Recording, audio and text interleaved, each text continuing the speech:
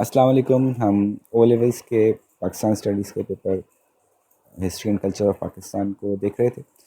उसकी हमने कोर्स की कवरेज की वीडियोस बना ली हैं, जिसको हम कहते हैं कि बॉडी ऑफ नॉलेज को कवर करने की वीडियोस बना ली हैं। और उसके थ्रू आपने ये सीख लिया है कि क्या क्या उसमें है, इन डेप्थ से बात की हमने। अब ये रिफ़्रेशर कोर्स है जिसके अंदर के इम्तिहान की तैयारी के लिए उसको मुख्तसरन डिस्कस किया जा रहा है। उन्हीं टॉपिक्स को बहुत शॉर्ट करके डिस्कस किए जा रहे हैं। ज़्यादातर चीज़ें पीछे से कवर्ड हैं, उनको याद दिलाया जा रहा है और एग्ज़ाम क्वेश्चन को कुछ थोड़ा सा आपके साथ डिस्कस किया जा रहा है इसमें।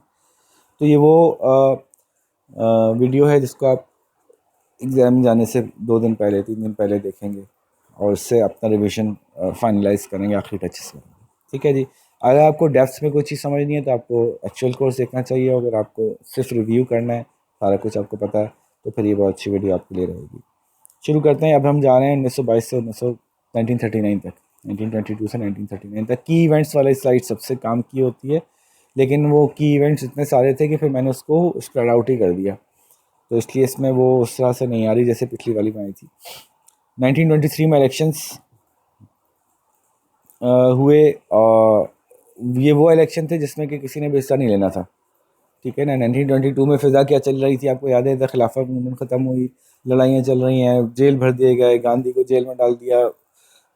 मुस्लिम लीग ने वैसे पार्टिसिपेट नहीं किया खिलाफत मूवमेंट के लेवल पे, लेकिन कांग्रेस के साथ तो थी मुस्लिम लीग के सेल्फ रूल के ऊपर, वो सपोर्ट कर रही थी कांग्रेस को। तो काफ़ी झगड़ा और लड़ाइयाँ चल रही थी। इलेक्शन कराने की कोशिश की गई पुराने एक्ट्स के ऊपर जो कुछ ये लेके आए थे, जैसे हमने बताया मॉडल थे, फिर वो और उन्होंने जो इंडियन एक्ट्स पास किए थे। लेकिन आखिरी आखिरी में जो है वो कांग्रेस से कुछ लीडर्स ने फैसला किया कि हम दूसरे नामों से मिलके एक इलेक्शन में हिस्सा लेते हैं।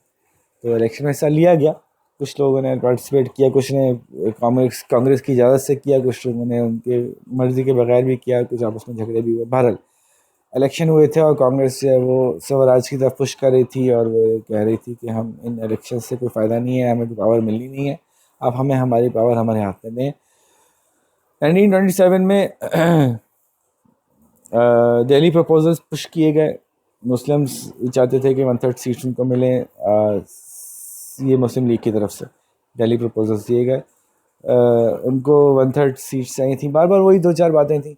अब ये बातें आपको आगे तक यही रिपीट मिलेंगी, तो इसलिए ये घबराने की जरूरत नहीं कि इतने सारे प्रपोजल्स कैसे याद करेंगे, इतने सारे नहीं है, यही हैं बस।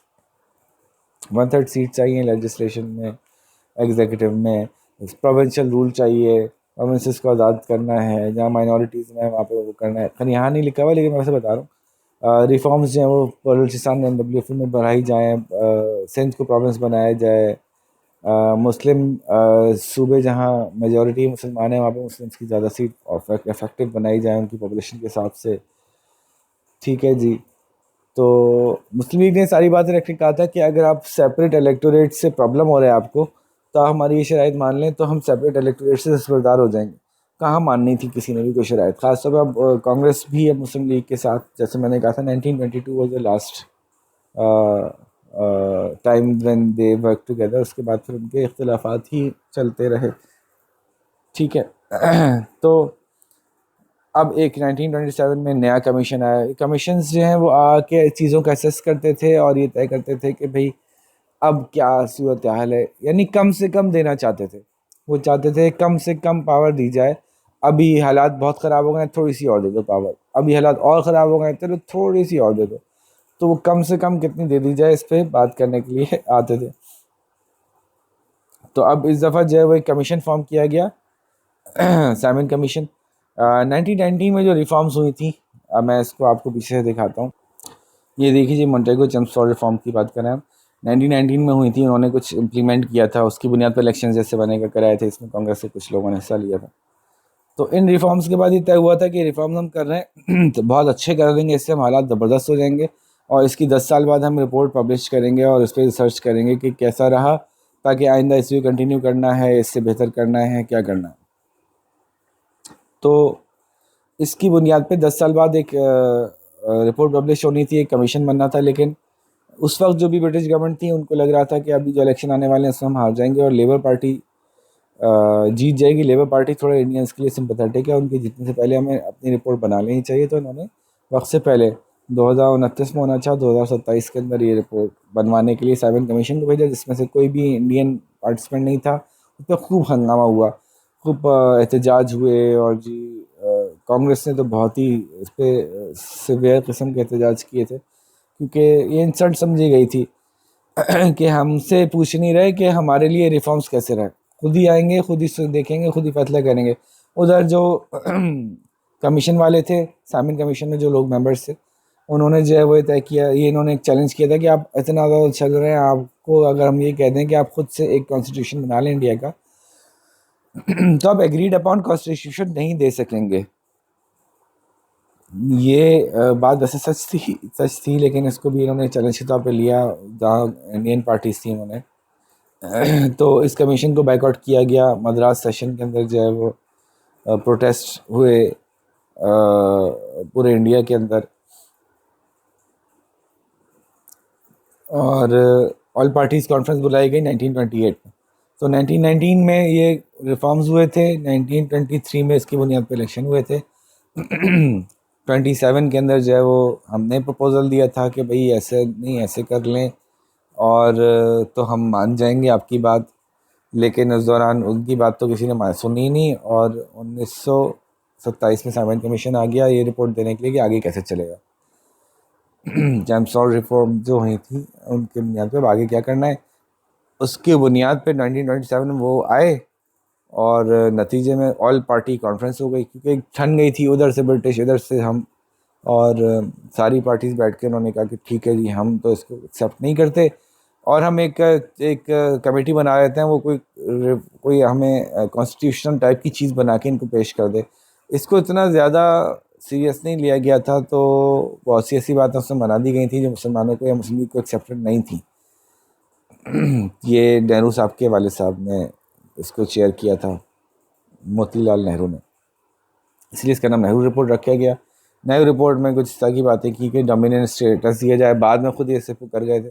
डोमिनेंट स्टेटस का मतलब ये है कि हम हों इंग्लिस्तान का पार्ट ही, लेकिन हम आज़ादी से अपने अमल कर सकें, इस तरह का स्टेटस हो, जो हमारा हेड जो है वो ब्रिटिश का मोनार्क यानी उनका बादशाही या मलिका हो, लेकिन बाकी हम इंडिपेंडेंट हो। फेडरेशन हो, 2 चैम्बर्स हो, अपर हाउस हो, उसका अपना रोल हो, प्रोविंशियल काउंसिल्स हों, अब सारे सूबे अलग अलग हों, जिस सूबे में जिसकी मेजॉरिटी है वो रूल करे, और सेपरेट इलेक्टोरेट लेकिन कहीं भी नहीं हो, जहाँ भी इलेक्शन है जनरल इलेक्शन है, जो जीते जीते। मुसलमानों के मेजॉरिटी इलाके में अगर हिंदू जीत गए कोई मसला नहीं है, हिंदुओं के मेजॉरिटी इलाके में एक भी मुसलमान नहीं जीत सका, कोई मसला नहीं है। तो ज़ाहिर है फिर उसी की बुनियाद पे सारे रूल्स बने थे। ये नेहरू रिपोर्ट में लिखा गया, हालांकि ऑल पार्टीज़ कॉन्फ्रेंस ने इनको रिकमेंड किया था, तो ऑल पार्टीज से पूछ तो लेते। पूरा का पूरा इन्होंने जो है वो हिंदू बेस्ड एक रिपोर्ट बना निकाल दी। स्टेट रिलीजन नहीं होगा, औरतों के बड़े राइट्स होंगे, ये जुमला इसलिए डाला गया था कि वेस्ट में औरतों के राइट्स कम थे, तो उन्होंने अपने आप को उनके शो ऑफ करने के लिए जुमले डाले गए थे। हिंदी को ऑफिशियल लैंग्वेज बनाने की रिकमेंडेशन थी।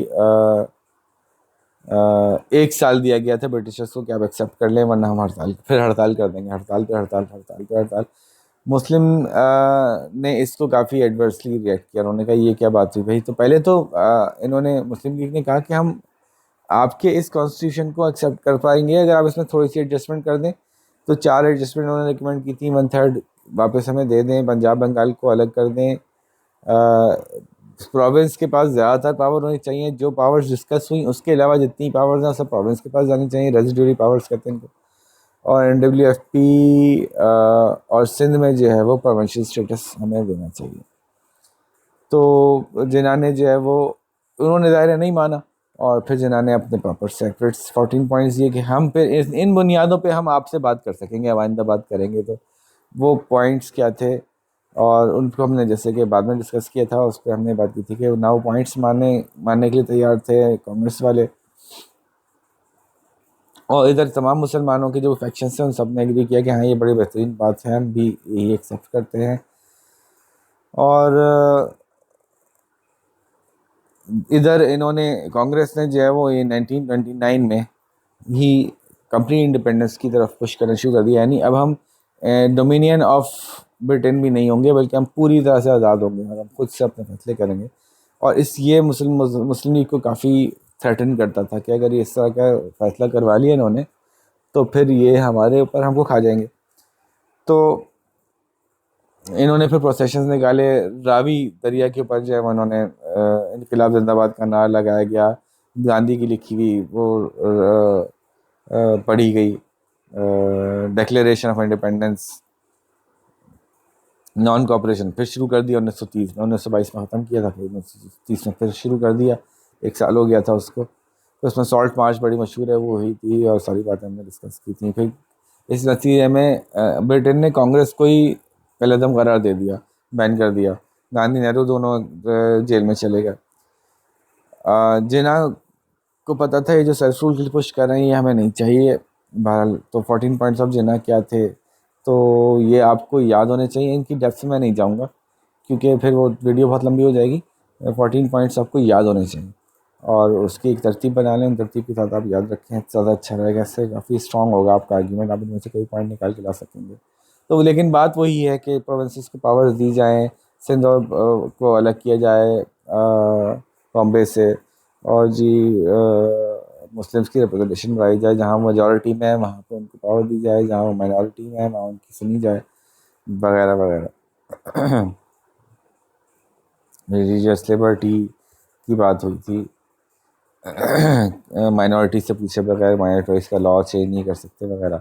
अच्छा, अब ये बात हो गई 27, 28, 29 में जिन्होंने पॉइंट्स दिए बड़े बड़े अप्रिशिएट किए गए। 30 में एक एड्रेस करवाया गया, 30 में एक इजलास हुआ मुस्लिम लीग का इलाहाबाद में, जिसमें कि कायद आज़म अल्लामा इकबाल ने कुछ बातें की, बहुत बड़े फ़िलासफ़र थे और उन्होंने कहा कि मुसलमानों के लिए इस्लाम एक बड़ी इंपॉर्टेंट यूनिफाइंग फोर्स है और इस्लाम हमें यूनिफाई करने का हुक्म दे रहा है और यूनिफाई करने की जेल फोर्स है हमारे लिए। तो क्यों ना हम ऐसे करें कि बजाय इसके कि अलग अलग सूबे अलग अलग ऑपरेट कर रहे होंगे, क्यों ना हम वो सूबे जो कि मुसलमानों के मेजॉरिटी सूबे हैं उनको मिला के एक बड़ा सूबा बना लें, एक बड़ी स्टेट सी बना लें with in the federation. Federation India की रहे, उसके अंडर में हम ये बना लें। तो ये आपको याद होगा, इस पर काफ़ी हमने बात की थी कि ये सारी डिस्कशन टू नेशन थ्योरी की बुनियाद पे आ रही है। अच्छा, इसमें एक जनरल खिताब था, इसमें हर एक का नाम नहीं लिया था सीधा सीधा, तो इसमें बाद लोगों को इख्तलाफ ये होता है कि जी इकबाल ने बंगाल का नाम क्यों नहीं लिया, इकबाल ने कश्मीर का नाम क्यों नहीं लिया। बाद औक़ात आप जब एक बड़े लेवल पर एड्रेस कर रहे होते हैं, आप ऑडियंस को देखते हुए सब बातें कर जाते हैं और कुछ बातें आप निगलेक्ट कर जाते हैं, उसमें इंटेंशन नहीं होती। तो इसकी इस पूरे टॉपिक की इंटेंशन क्या थी, इकबाल ये कह रहे थे कि जो मुस्लिम मेजॉरिटी एरियाज़ हैं उन एरियाज़ को मिला के एक स्टेट बना के काम कर लें, क्यों ना हम इससे हमारी स्ट्रेंथ बढ़ जाएगी। वो बस इतना कह रहे थे। तो अगर बंगाल मेजॉरिटी एरिया था तो उसको भी करना था और वो हुआ, शामिल हुआ। तो यहाँ पे उनकी पर्सनैलिटी को कंट्रोवर्शियल बनाने का की ज़रूरत नहीं है, बल्कि ये समझने की ज़रूरत है कि उन्होंने अगर सिर्फ 3 सूबों के नाम दिए थे तो उसके पीछे कोई उनका वेस्टेड इंटरेस्ट नहीं था, बल्कि उनके सामने जो सामने आया उन्होंने वो नाम ले लिया। लेकिन क्या उन्होंने चाहा कि बंगाल पीछे रह जाए और कश्मीर की बात ना हो? ऐसा नहीं था, क्योंकि बंगाल भी साथ में था और कश्मीर की भी बात हुई थी। तो इसलिए ये सही नहीं है कुछ लोगों का ख्याल कि इकबाल ये नहीं चाहते थे कि बंगाल भी साथ हो। अच्छा जी, इस एड्रेस के बाद मुस्लिम्स को क्लियर कट एक एक्टिविटी मिल गई थी कि भाई ये करना है हमें, अब हमें अपने मिल के एक स्टेट सी बनानी है। अच्छा जी, इस तरफ जो ये रिफॉर्म्स आ गई थी, साइमन कमीशन ने जो रिफॉर्म्स पेश की गई थी, इन पे तय करने के लिए गोलमेज कॉन्फ्रेंस हुई। कांग्रेस तो पूरी वाइल्ड हुई हुई थी, वो बैठी नहीं, ना पहली कॉन्फ्रेंस में बैठी वो, और मुस्लिम्स जाके बैठे पहली कॉन्फ्रेंस में, कोई खास बात हो नहीं सकती है, दूसरी पार्टी है नहीं तो आप अकेले क्या करवा लेंगे।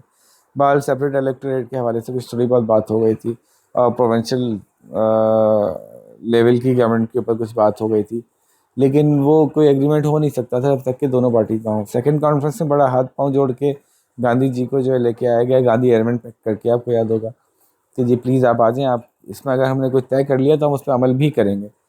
तो गांधी आ तो गए, लेकिन गांधी साहब ने फटाफट एक अपना बना लिया, हम मानेंगे कोई बात नहीं आपकी, सिर्फ हमारी मानो तो फिर बात है, वरना सब भाग जाओ।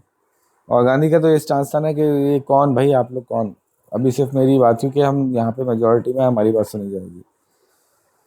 तो ये भी कोई ख़ास कामयाबी के साथ नहीं हो सकी, क्योंकि एग्रीमेंट ही नहीं होना था। गांधी पहले ये एजेंडा ले गए थे कि हमने कोई बात माननी नहीं है। तो हाँ, 2 बातें मानी गई थी इसमें कि NWFP और सिंध को जो है प्रोविंस बना दिया जाएगा। अच्छा, ब्रिटिश ने वांट किया था कि अभी ये कॉन्फ्रेंस फेल हो रही है बार बार, अगर मजीद फेल होंगी तो हम ये अपने तौर पे अप्लाई कर देंगे साइमन कमीशन की रिपोर्ट को, फिर आप तोड़िएगा नहीं। अच्छा, इस दौरान कैबिनेट अवार्ड एक कोशिश थी British prime minister Ramsay McDonald की, वो कोशिश लेबर पार्टी कहते, लेबर पार्टी थोड़ी सी सॉफ्ट कॉर्नर रखती थी इंडिया की तरफ, तो उनकी तरफ से कोशिश थी कि मसला हल हो, और उन्होंने एक अवार्ड प्रेजेंट किया था, एक सजेशन दी थी 1932 में। ठीक है, ये याद है ना अब कैसे बढ़ता जा रहा है। 31 में सेकंड कॉन्फ्रेंस हो रही है, 32 में कैबिनेट अवार्ड आ रहा है। कैबिनेट अवार्ड में उन्होंने क्या कहा था कि जी ठीक है जी, माइनॉरिटीज़ को राइट्स दो भाई, उनको सेपरेट इलेक्टोरेट दे दो। अब ये थोड़ा ये मुस्लिम फेवर लगने लगी बातें, ठीक है। लेकिन उन्होंने कहीं कहीं ऐसा भी किया कि जहां मुस्लिम मेजॉरिटी में थे उनको भी मिनॉरिटी डिक्लेयर कर दिया कि जी 86 आउट ऑफ 175 सीट्स पंजाब में दी, जो कि 49% बनती हैं, जबकि वहाँ मेजॉरिटी में थे 56% में थे। खैर मुस्लिम लीग ने कहा कि अच्छा, लेकिन सेपरेट इलेक्टोरेट एक्सेप्ट किया ना, तो उन्होंने कहा ठीक है हम ये कंडीशनली इसको एक्सेप्ट कर लेंगे।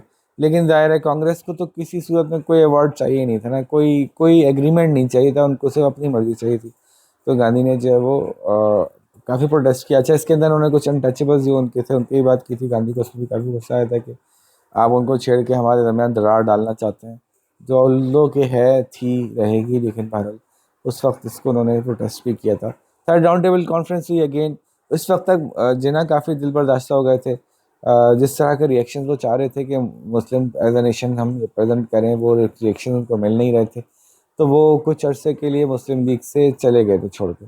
तो थर्ड राउंड टेबल कॉन्फ्रेंस जब हुई तो मुस्लिम लीग में गिना नहीं थे, और इस पर काफ़ी अल्लामा इकबाल ने बहुत काम किया था, वो जाके उनको मना के लाए थे बाद में, और फिर वो दोबारा से शामिल हुए थे। बहरहाल तो यहाँ पे आगा खान ने रिप्रेजेंट किया था, और यहाँ पे एक स्टूडेंट था रहमत अली साहब, ज़बरदस्त पैशनेट आदमी, उन्होंने जो है वो नारा लगाया था कि जी ये सब फजूल है, हमें एक आज़ाद रियासत चाहिए, हमें फेडरेशन चाहिए नहीं। यानी एक ऐसी फेडरेशन नहीं चाहिए जहाँ हम और हिंदू मिलकर रहें, हमें एक पूरा आज़ाद मुल्क चाहिए, उसका नाम भी बता दिया उन्होंने, पाकिस्तान रखूँगा। तो ये एक इम्पॉर्टेंट इवेंट हुआ था, और ये एक ऐसा जज्बाती नारा था जिसको कि आवाम ने उठा लिया, और लोगों को नज़र आया कि हाँ यार ये मज़ेदार काम है, ये करना है। ठीक है, तो ये बात हो गई थी। उसमें उन्होंने सिंध, बलूचिस्तान, कश्मीर, पंजाब वगैरह की बात की थी, और इस वक्त जब ये कह रहे थे उस वक्त बाकी लीडर्स के ध्यान में बात नहीं थी कि हम इस तरफ जाएंगे, अभी तक नहीं थी। दिस इज़ 1932, आपको याद है 1933, आपको याद है कि ये बात कब जाके हमें समझ में आएगी कि एक्चुअली पाकिस्तान का आइडिया बिल्कुल सही था। यानी हमें टोटली इंडिपेंडेंट होना पड़ेगा, किसी फेडरेशन में भी हम ऐसे नहीं जा सकते जहाँ के हिंदू और हम मिलकर कोई फैसला कर रहे हैं।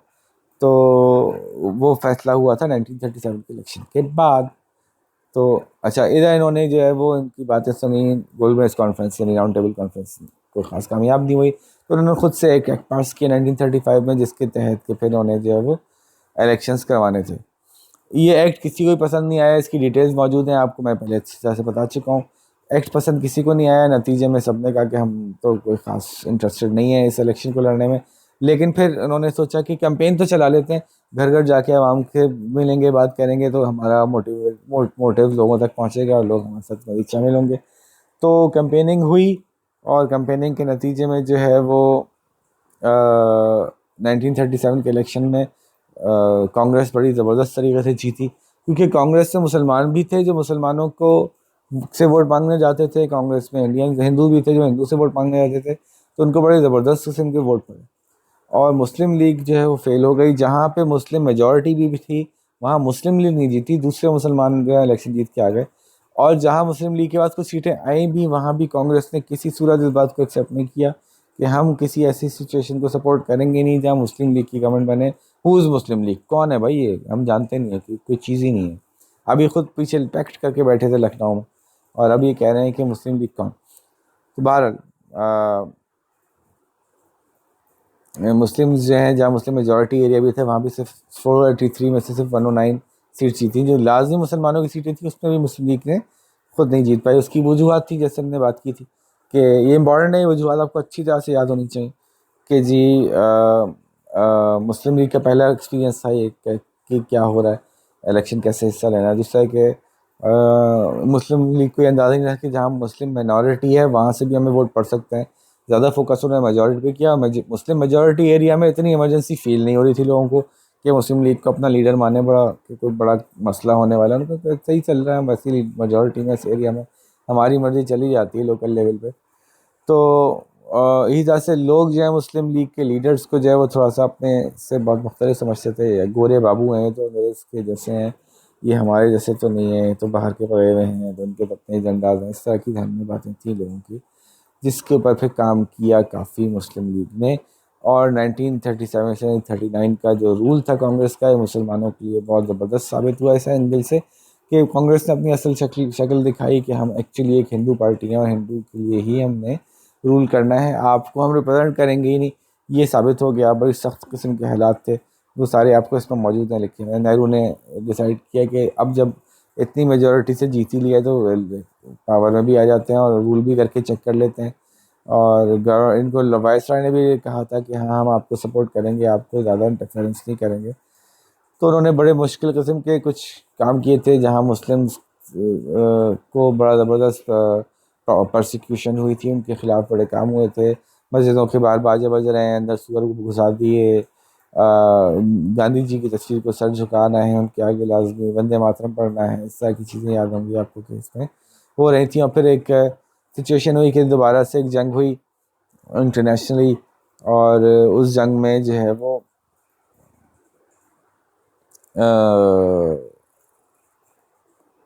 ब्रिटेन ने जो है वो जंग डिक्लेयर की जर्मनी के साथ।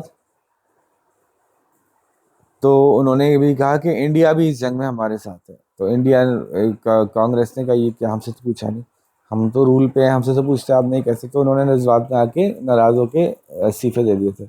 और फिर पूरे मुस्लिम जितने भी थे वो सब ने बड़ा तशक्कुर का दिन मनाया था। जिन्ना ने खास तौर पे कहा था इसको डे ऑफ डिलीवरेंस के तौर पर मनाया, ताकि आपको याद रहे कि अगर आपने आइंदा ऐसा किया तो फिर आपके साथ क्या होगा। आपने फिर कांग्रेस को वोट दे दिया तो आपके क्या हालात होने वाले हैं। और ये वो पॉइंट था जहाँ पे कि लोगों को समझ में आ गया कि नहीं भैया, ये तो हम इनको एक चिन्ना सा चांस भी नहीं दे सकते। तो इन्होंने तो हमारे तो साथ तो बहुत ही बुरा कर दिया, हमें अपना अब अलग ही होना है। और सुबह तो वो रहमत अली साहब की वो जो बात है ना, लोगों को अभी स्ट्राइक कर रही थी।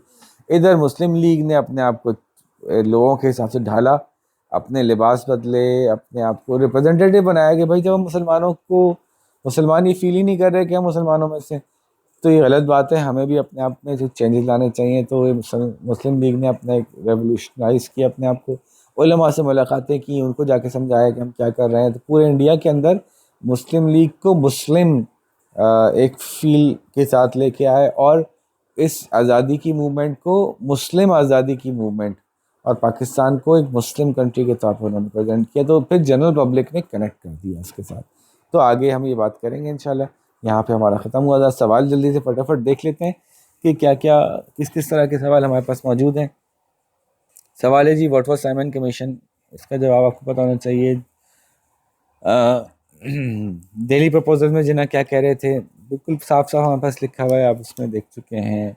नेहरू रिपोर्ट में क्या हुआ था, ये सब 7 7 8 8 4 4 नंबर के सवाल हैं।